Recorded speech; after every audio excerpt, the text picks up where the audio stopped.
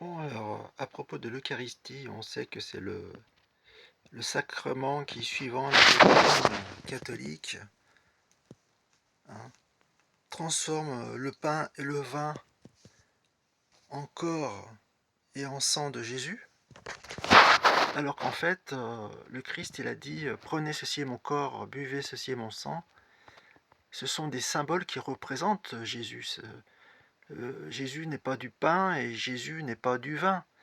Ce sont des symboles qui le représentent. Faites ceci en mémoire de moi, il a dit. Mais chez les catholiques, donc, le pain et le vin sont transformés.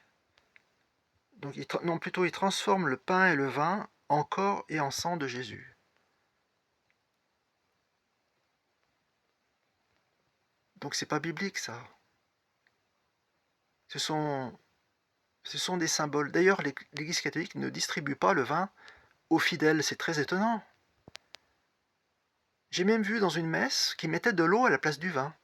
Et oui, j'ai vu ça dans une messe. J'étais étonné, d'ailleurs.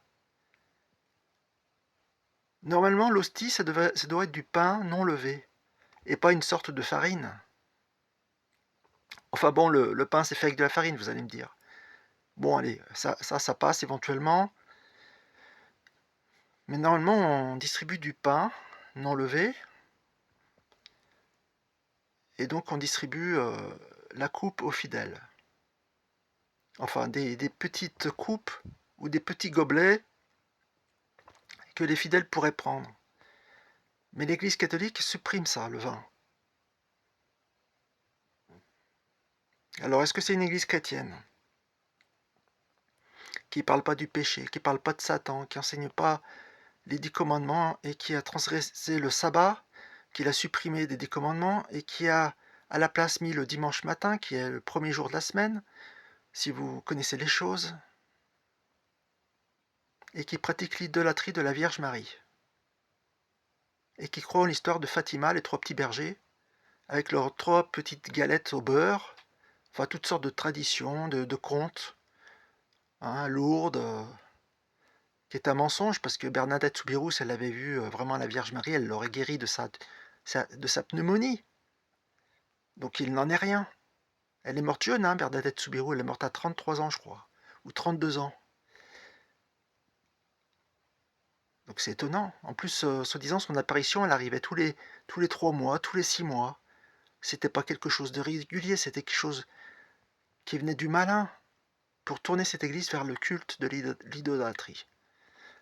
Alors, c'est bien beau de prendre les symboles du Christ, mais si on n'observe pas sa parole et qu'on est un idolâtre, euh, qu'on n'enseigne pas le baptême par immersion, hein, qu'on transgresse ses commandements, à quoi ça sert? À quoi ça sert, les amis?